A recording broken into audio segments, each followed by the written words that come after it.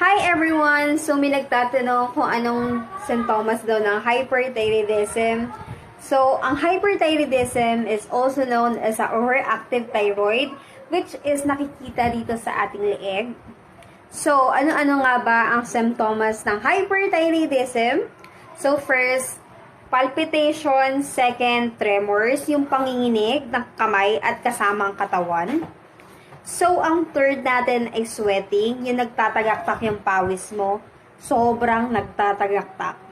So, fourth is anxiety, yung takot na takot ka, hindi mo alam bakit bigla ka na lang natatakot. Tapos, yung pang 5 natin is weight loss. Yung hindi ka naman nagjo-jeta, pero bigla kang pumapayat.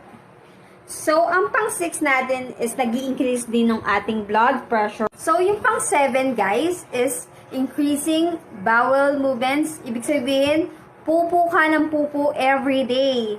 Minsan nakakapupo ka 3 times to 4 times a day. So, minsan nakakaranas din tayo ng heat intolerance. Ibig sabihin, init tayo guys, kahit nasa aircon na tayo. So guys, kung naranasan nyo po yung ganyang symptoms, baka po hyperthyroidism na yan. So, sino po ba ang pupuntahan na doktor pagka naranasan nyo yung ganyan? Pwede po kayong pumunta sa doktor na endocrinologist